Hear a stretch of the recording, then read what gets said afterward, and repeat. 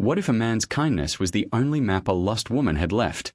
In a world carved from dust and desperation, where survival was a currency paid in sweat and sorrow, what happens when a heart, shuttered and barred against the world, is confronted by a soul even more broken than his own? This is the story of such a man, and the woman who thought she was hired to gentle his horses, only to find she was destined to heal his heart. Rosalind Hayes arrived in the town of redemption with nothing but the tattered grey dress on her back and a silence born of grief. The wagon train that had carried her hopes west had left her behind, a widow with no coin and no connections, a ghost haunting the sun-bleached boardwalks. Doors closed in her face. The respectable women of the town saw her as a threat, a stray to be shooed away, while the men saw her as an opportunity, their leering eyes a violation she could feel like a physical touch. Each rejection chipped away at what little strength she had left, leaving her hollowed out, a fragile vessel on the verge of shattering. She stood before the general store, the scent of dust and distant rain teasing the air, her reflection in the glass of strangers, thin, pale, with eyes that had seen too much of the world's sharp edges. She had one choice left, to sell the last thing she owned, a simple silver locket that held a faded picture of the husband she'd buried on the plains. It was then that he saw her. Caleb Blackwood sat atop his powerful buckskin horse, his presence a quiet anchor in the town's chaotic current. He was a man made of the frontier itself, broad shoulders shaped by labor, a face weathered by sun and sorrow, and eyes the color of a stormy sky that missed nothing. He had come to town for supplies, a necessary evil he endured for the sake of his daughter. He saw the way the townspeople shunned Rosalind, the way their judgment coiled around her like a snake. He saw not a vagrant, but a profound and devastating loneliness that mirrored his own. He watched as she clutched the locket in her hand, her knuckles white, her resolve hardening her delicate features into a mask of grim determination. He knew that look. It was the look of someone standing on the final precipice. Dismounting in one fluid motion, he moved not with the swagger of other men, but with a quiet, deliberate grace. His shadow fell over her, and she flinched, expecting another crude proposition. When she looked up, she saw not lust, but a deep, abiding weariness in his gaze, a compassion that asked for nothing in return. He said, his voice a low rumble, like distant thunder. I heard the livery owner say you have a way with horses. Rosalind was taken aback. Her reputation, such as it was, consisted of whispers and warnings. I know my way around a stable. Yes, I have a mare, Caleb continued, his eyes fixed on a point just over her shoulder, as if direct eye contact was too great an intimacy. She's got a spirit as wild as a prairie fire. Lost her mother too young. No one's been able to get near her. He finally met her gaze, and in that fleeting moment, she saw the full depth of his solitude. I need someone with a gentle hand. Not to break her, but to understand her. I'll pay a fair wage. Room and board included, the offer was a lifeline, a rope thrown into the abyss she was about to fall into. Hope, a feeling she thought had been buried with her husband, flickered faintly in her chest. You would hire me? Just like that. You don't know anything about me. I know you're still standing, he said, the words simple but profound. Out here, that's more than enough, he gestured to his wagon, laden with sacks of flour and beans. My ranch is a half-day's ride from here. The Whispering Pines. We can leave now, if you're willing. She looked down at her empty hands, the silver locket still cold against her palm. She didn't need to sell it. Not yet. With a single, decisive nod, she sealed her fate. I'm willing. As she climbed onto the wagon seat, the town of redemption and its cold stares faded behind her, replaced by the vast, unforgiving beauty of the open range and the quiet, enigmatic cowboy who had offered her not pity, but a purpose. The journey to Whispering Pines was made in near silence, a comfortable quiet that settled between them like a soft blanket. Caleb handled the reins with an easy confidence, his focus on the trail ahead, yet Rosalind felt his awareness of her, a protective presence that was as solid and real as the towering pines that began to dot the landscape. The ranch was nestled in a valley, a haven carved out of the wilderness. A sturdy log house stood sentinel, smoke curling from its stone chimney, flanked by a well-kept barn and sprawling corrals. It was a place of profound peace, yet a palpable sadness clung to it, a ghost of a memory that lingered in the sighing of the wind through the pines. As they pulled to a stop, an old, grizzled man with a limp and a face like a weathered map emerged from the barn. His eyes, sharp and intelligent, assessed Rosalind with a heavy dose of skepticism. Caleb, he grunted, his gaze flicking from her to his boss. This is Rosalind Hayes, Caleb said, his voice steady. She'll be helping with the horses. Starting with Morning Glory, the old man's eyebrows shot up. The devil horse? You sure about this, son? She's a mite.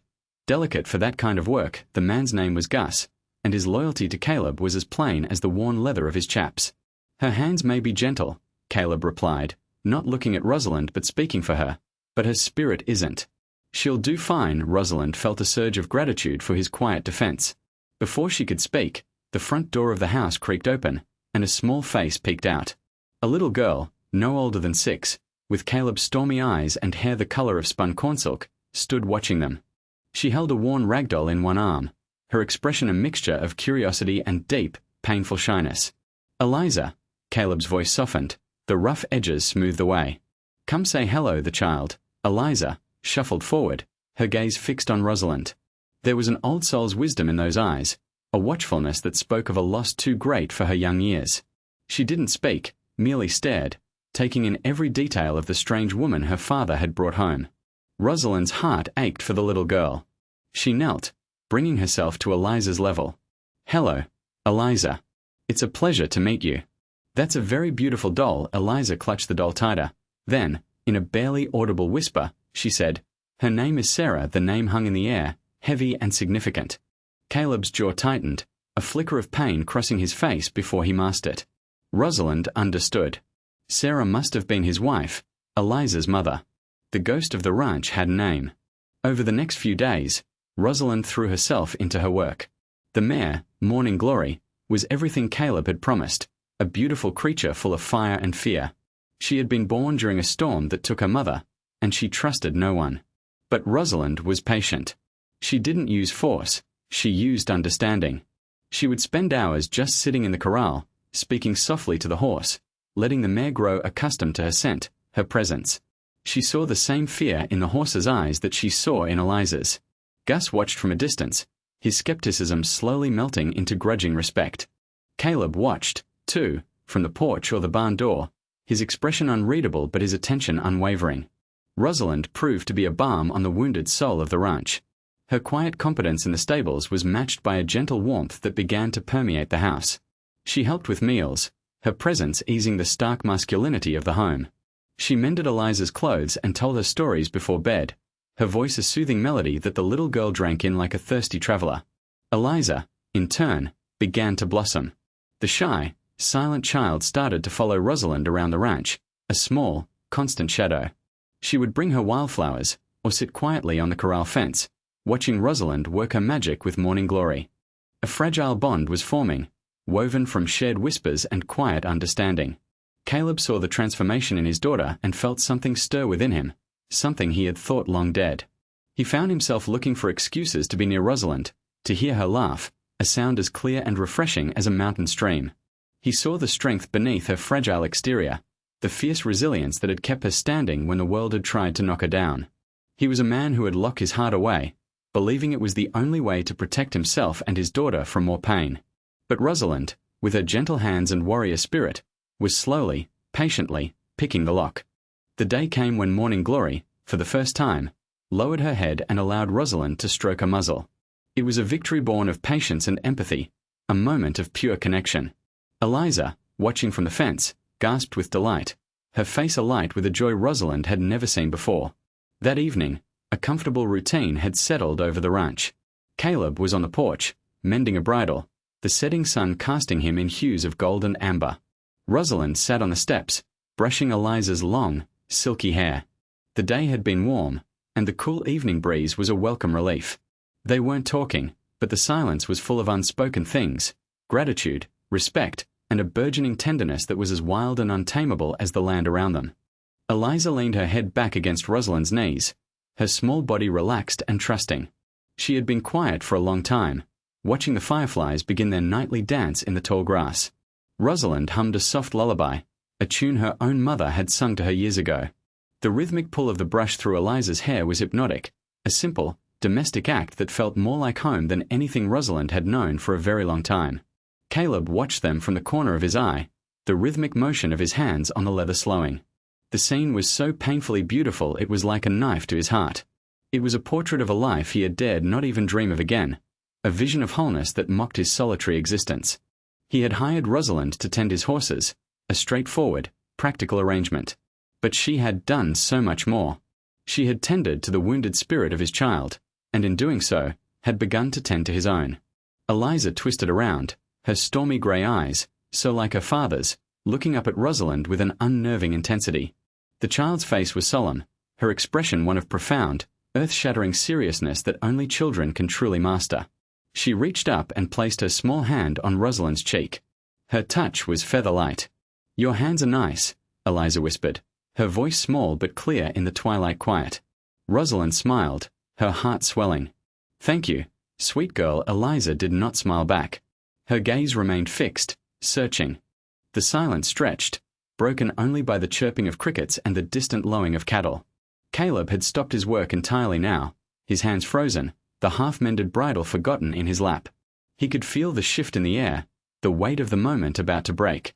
Then, Eliza spoke the words that would change everything, a question born from the deepest, purest longing of a motherless child. "Can you be my mommy?" The question was a stone dropped into a still pond, its ripples spreading out to touch them all. It was innocent yet devastatingly complex, simple yet loaded with a universe of hope and pain. Rosalind's hand froze in Eliza's hair, the brush clattering to the wooden steps. She stared down at the little girl, her throat tight, words failing her. She saw the raw, desperate hope in Eliza's eyes and didn't know how to answer without either making a promise she couldn't keep or shattering the child's fragile heart. Her gaze flew to Caleb, seeking guidance, an escape. He was staring at them, his face a mask of stone, but she could see the turmoil in his eyes, the shock and the sorrow and something else, a flicker of a desperate wish that he quickly extinguished. He had overheard. The quiet intimacy of their evening was shattered, replaced by a thick, suffocating tension. The air crackled with unspoken emotions, with the ghosts of the past and the terrifying possibilities of the future. The child's innocent question had stripped away all pretense, leaving them exposed and vulnerable. It was no longer about a job tending horses. It was about a little girl asking for a mother, and a lonely man and a lost woman having to confront the cavernous depths of their own broken hearts. The silence that followed Eliza's question was heavier than any storm cloud that had ever rolled over the valley. It was a silence filled with the memory of a woman named Sarah, with Caleb's unresolved grief, and with Rosalind's own crushing sense of inadequacy. She felt like an imposter, a woman playing a part she had no right to. Gently, she removed Eliza's hand from her cheek and cupped it in her own. "Oh, Eliza," she whispered, her voice thick with emotion. That is a very big question." Caleb finally moved, rising to his feet with a scrape of his chair that sounded like a gunshot in the quiet. He couldn't look at Rosalind. He scooped Eliza into his arms, his movements stiff and awkward. "It's past your bedtime, little one," he said, his voice strained. He carried his daughter inside without another word, the screen door slamming shut behind them with a note of finality. Rosalind was left alone on the porch as darkness consumed the last of the light, feeling colder and more alone than she had the day she arrived in Redemption. The ranch, which had begun to feel like a sanctuary, now felt like a cage of unspoken feelings. Over the next few days, a chasm opened between them. Caleb was polite but distant, his conversations limited to curt instructions about the ranch. The easy camaraderie they had started to build was gone, replaced by a careful, painful formality. He avoided her gaze, and if they were ever in the same room, he would quickly find a reason to leave. He was running, not from her, but from the hope his daughter's question had ignited within him. It was a hope he didn't feel he deserved, a betrayal of the wife he had loved and lost. Rosalind, hurt and confused, retreated into herself. She focused on her work, pouring all her energy into the horses, finding solace in their simple, honest companionship. But the joy was gone. The work was just work now, a way to earn her keep, not a calling that healed her soul. It was during this strained period that Silas Croft made his presence known. He rode onto the property one afternoon, unannounced, his large, imposing frame mounted on a magnificent black stallion that seemed to exude the same arrogance as its rider. He was flanked by two hard-faced men who looked more like wolves than ranch hands. Croft was their neighbor, a wealthy and powerful land baron who owned most of the surrounding territory. He had been trying to buy Caleb's land for years, coveting its abundant water supply. "Blackwood," Croft called out, his voice dripping with condescending familiarity. He dismounted, his expensive boots sinking into the dirt of Caleb's yard as if to claim it. Caleb emerged from the barn, his stance wary, his hand resting casually near the pistol on his hip. "Croft." This is private property. Croft's eyes scanned the ranch with a proprietary air, a smirk playing on his lips. Then his gaze landed on Rosalind, who was leading Morning Glory to the trough. He let out a low whistle, his eyes raking over her in a way that made her skin crawl. Well, well. I see you've acquired some new stock. Didn't realize you were in the market for pretty things. The insult was clear, reducing her to a mere possession. Caleb stepped forward, placing himself between Croft and Rosalind. She works for me. State your business, or get off my land. Croft's smirk widened into a predatory grin. He ignored Caleb, his eyes still fixed on Rosalind. A man with a prime piece of land like this needs a strong woman, Blackwood.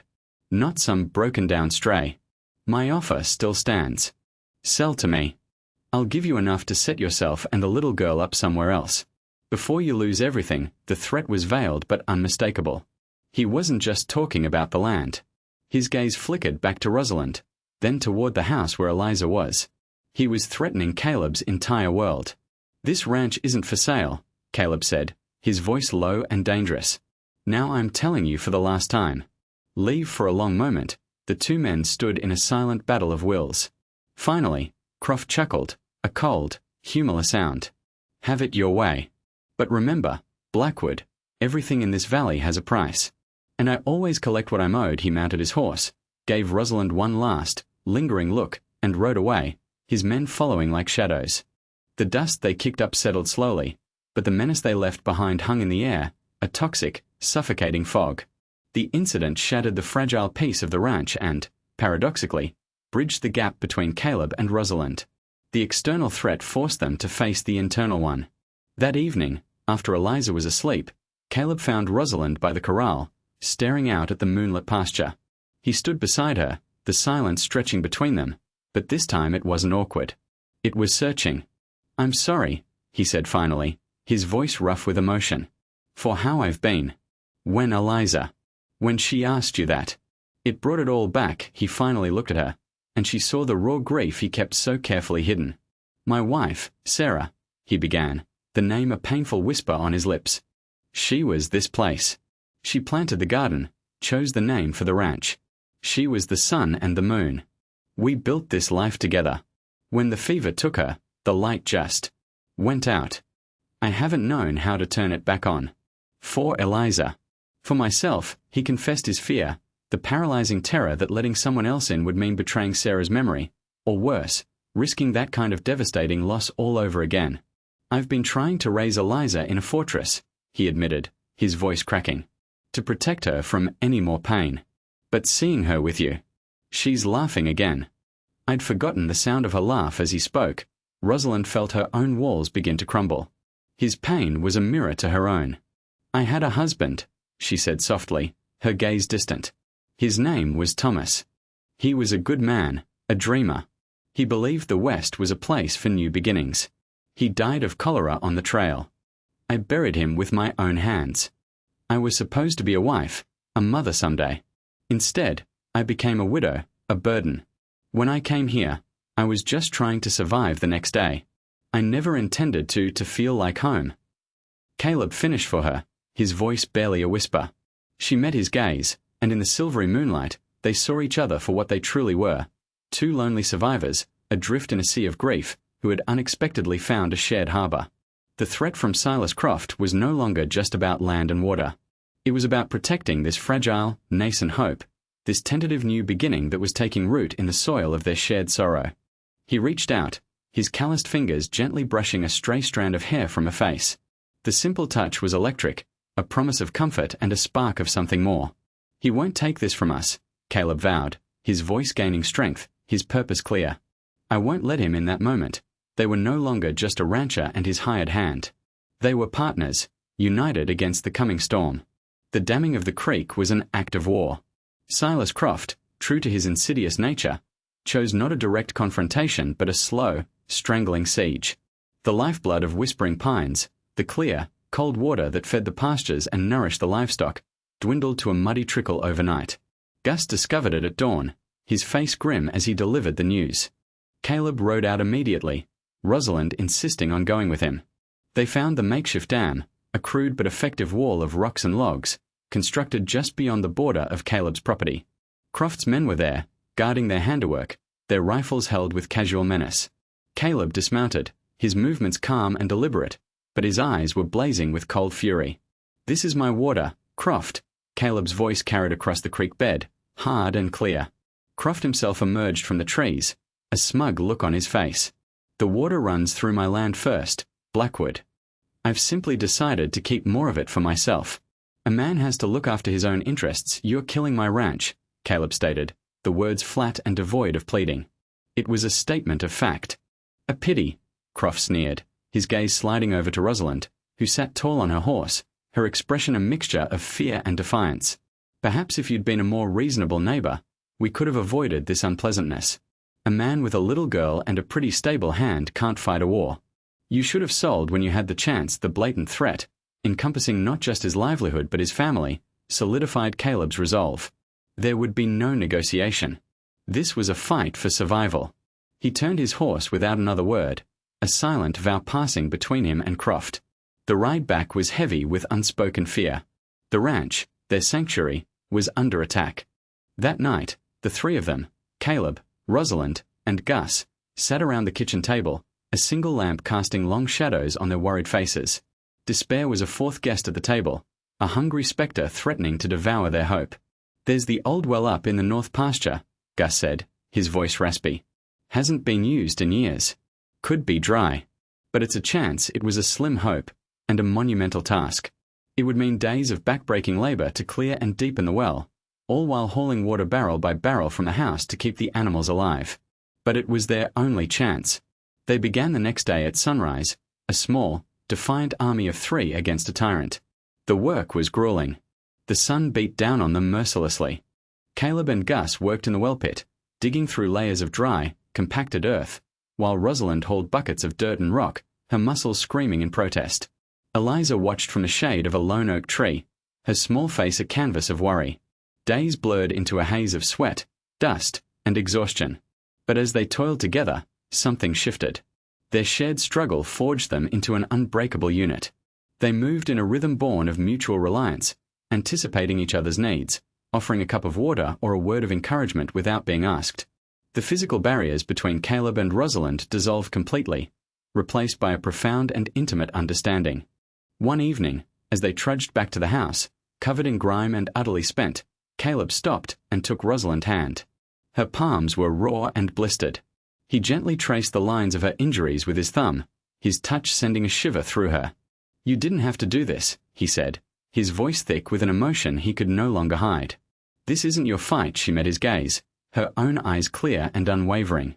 "Your fight is my fight, Caleb. Your home is my home. Eliza, she is my heart." The confession hung in the air between them, simple, honest, and powerful. The well, they realized, was more than just a source of water. It was a test of their endurance, their commitment. Every bucket of dirt they removed was an act of defiance against Croft, a declaration that they would not be broken. Late one night, long after Gus and Eliza were asleep, Caleb and Rosalind found themselves standing by the corral, unable to rest. The moon was high and bright, bathing the valley in an ethereal glow. The physical and emotional exhaustion of the past week had stripped them of all their defenses.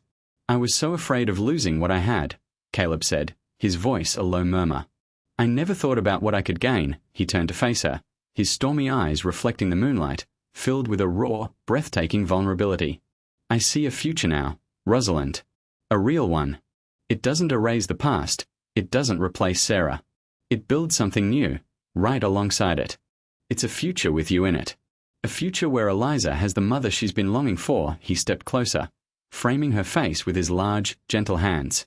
"Eliza wasn't just asking a question that day on the porch," he whispered, his voice trembling slightly. "She was seeing what was already there. What my heart was too afraid to admit." Rosalind's own heart felt as if it would burst. Tears welled in her eyes, not of sorrow, but of a profound, overwhelming joy.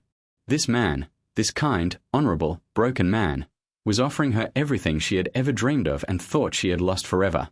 "Caleb," she breathed, her voice catching. He silenced her with a kiss. It was not a kiss of frantic passion, but of deep, soulful recognition. It was a kiss that tasted of dust and sweat and survival, of shared grief and blossoming hope. It was a promise made under the vast, silent witness of the stars, a vow to stand together, to fight together, and to build a life from the ashes of their pasts. In that moment, by the side of the well that represented all their hopes, they were no longer two separate souls, but one. And they knew, with absolute certainty, that no matter what Silas Croft threw at them, they would face it together. Their newfound declaration did not go unnoticed. Croft's spies were everywhere, and word of the growing bond at the Whispering Pines Ranch reached him quickly. The sight of Caleb and Rosalind working side by side, their quiet determination a rebuke to his power, enraged him. He had intended to break Caleb's spirit, to isolate him and force him to sell. Instead, he had forged his enemy a new and powerful alliance. Croft decided he needed to remove the linchpin. He needed to remove Rosalind. He knew her routines. He knew that some afternoons she would ride out to the far pastures to check on the pregnant mares, a task she had taken upon herself. She often went alone, finding peace in the solitude of the rolling hills. It was the perfect opportunity. He laid his trap with cruel precision. He instructed two of his most ruthless hands to wait for her along the narrow canyon trail she always took. They weren't to harm her outright, not at first. The plan was to spook her horse, cause a fall. An accident. She would be injured, alone, miles from the ranch. They would then find her, playing the part of concerned neighbors, and take her back to Croft's ranch to tend to her injuries. Once she was under his roof, she would be his prisoner, his leverage. Caleb would be forced to choose between his land and the woman he loved. The next afternoon, the sky was a brilliant, cloudless blue as Rosalind saddled her gentle mare, Bess. She felt a lightness in her spirit she hadn't known in years. The future, once a terrifying, blank canvas, was now filled with the vibrant colors of hope and love. She hummed as she rode, thinking of Eliza's laughter and the way Caleb's eyes softened when he looked at her. As she entered the narrow canyon, the familiar rock formations rising like sentinels on either side, an unnatural silence fell. The birds stopped singing. The air grew still and heavy. Bess's ears twitched nervously, and she sidestepped, her eyes wide. Rosalind, sensing the change, pulled gently on the reins, her own senses on high alert. Suddenly, a rope snaked out from behind a boulder, pulling taut across the trail at chest height. It was meant to unseat her, to send her tumbling violently to the rocky ground. But Bess, in her panic, reared sharply. Rosalind, an expert rider, clung on, but the horse's frantic bucking was too much. She was thrown, not forward over the rope, but sideways, her body hitting the hard-packed earth with a sickening thud. Pain exploded in her shoulder and head. Dazed, she tried to push herself up, her vision swimming. Two figures emerged from the shadows, their faces obscured by dust and cruel intentions. They were Croft's men. Fear, cold and sharp, cut through the pain. She was alone, injured, and completely at their mercy. Back at the ranch, an uneasy feeling had settled over Caleb. Gus had seen two of Croft's men riding towards the canyon earlier that day, and it didn't sit right with him. "They ain't got no cattle in that direction," Gus had mumbled, his eyes dark with suspicion. Caleb had been trying to dismiss it as paranoia, but a cold dread was coiling in his gut. Rosalind should have been back by now. He looked at the sun, already beginning its descent. "I'm going after her," he said, his voice tight. He didn't wait for Gus's reply, already striding towards the barn. He saddled his buckskin, his movements swift and efficient, his mind racing through terrible possibilities. He rode hard, pushing his horse faster than was wise, his heart pounding a frantic rhythm against his ribs. As he neared the canyon, he saw Bess, her reins tangled in a scrub brush, her body trembling. There was no sign of Rosalind. A primal fear, cold and absolute, seized him. He spurred his horse on, his eyes scanning the trail, his voice a raw cry as he shouted her name. He found her just as Croft's men were reaching for her, their leering faces a mask of triumph. Rosalind was on the ground, struggling to get to her feet, her arm held at an odd angle. "Get away from her." Caleb's voice was a low, lethal growl. The two men spun around, their surprise quickly turning to aggression as they reached for their guns. But Caleb was faster. He was off his horse before they could clear their holsters, a whirlwind of righteous fury. The fight was brutal and swift. Caleb was not a brawler by nature, but the sight of Rosalind, hurt and terrorized, had unleashed a ferocity he hadn't known he possessed. He moved with the deadly grace of a cornered panther, his fists connecting with bone-jarring force. He was fighting for more than his own life. He was fighting for his future, for his family. He dispatched the first man with a series of punishing blows that left him unconscious in the dust. The second, seeing his partner fall, pulled a knife. He lunged, but Caleb was ready. He sidestepped, grabbing the man's arm and using his momentum to throw him against the canyon wall. The knife clattered to the ground. Caleb stood over the man, his chest heaving, his knuckles bloody. "You go back to Croft," he snarled, his voice trembling with rage. "You tell him this is over. You tell him if he or any of his men ever come near my family or my land again, I will hunt them down. This is my only warning." The man scrambled to his feet and fled, dragging his unconscious partner with him. The canyon was silent again, save for the sound of Caleb's ragged breathing. He rushed to Rosalind's side, his fury instantly replaced by a wave of tender concern. He knelt beside her, his hands hovering over her, afraid to touch her for fear of causing more pain. "Are you all right? Where are you hurt?" Her face was pale, but her eyes were shining with tears of relief and love. "My shoulder," she managed to say. "I think it's dislocated gently, expertly." He examined the injury. With a quiet warning, he braced her against him and, with one swift, powerful movement, popped the joint back into place. She cried out, a sharp intake of breath, before slumping against him, the relief washing over her. He held her close, his face buried in her hair, his body trembling with the aftermath of adrenaline and fear. "I thought I had lost you," he whispered, his voice raw. "You're not getting rid of me that easily, Caleb Blackwood," she murmured into his chest, her good arm wrapping around his waist, holding on tight. As he helped her onto his horse and they began the slow ride home, they knew the final confrontation was inevitable. Croft would not take this defeat lying down. But they would be ready. They would face him not as a lone cowboy and a hired hand, but as a united front, a family ready to defend their home to the very last. The final showdown came not with the thunder of a posse, but with the quiet courage of a community. Caleb's message, delivered by the beaten and terrified hired hand, had ignited a fire in Silas Croft. Humiliated and enraged, he decided to end things once and for all. He gathered all his men, a small army of mercenaries and bullies, and planned to ride on Whispering Pines at dawn, to burn it to the ground and take by force what he could not win through intimidation. But Gus, with his years of frontier wisdom, had anticipated such a move. While Caleb tended to Rosalind's injuries, the old ranch hand had ridden into redemption, not to the sheriff, who was known to be in Croft's pocket, but to the ordinary people. He went to the blacksmith, the livery owner, the small ranchers who had also been squeezed by Croft's greed. He told them everything: the damned creek, the attack on Rosalind, the final threat. He spoke of Caleb's honor and Rosalind's courage, and the little girl who deserved a peaceful life. He didn't ask for help directly, he simply told the truth. As the sun's first rays painted the sky, Caleb and Rosalind stood on their porch, rifles in hand, ready to make their stand. Gus was with them, his old shotgun held steady. They watched as a cloud of dust appeared on the horizon. It was Croft and his men, a dark wave of malice rolling toward them. Caleb's jaw was set, his heart heavy. He knew their chances were slim, but he would not run. He looked at Rosalind, her face determined, her injured arm in a sling. He saw no fear in her eyes, only love and resolve. He squeezed her hand, a silent promise. But as Croft's army drew closer, another cloud of dust appeared, this one from the direction of the town. It grew larger, resolving into a group of riders. It was the blacksmith, the store owner, and a dozen other townsfolk and small ranchers, armed with hunting rifles and shotguns. They rode not with the precision of soldiers, but with the grim determination of decent men pushed too far. They formed a line alongside Caleb's fence, a silent, unmovable wall of solidarity. Croft pulled his horse to a halt, his face a mask of disbelief and fury. He had counted on Caleb being alone, on the town's fear of him. He had not counted on their courage.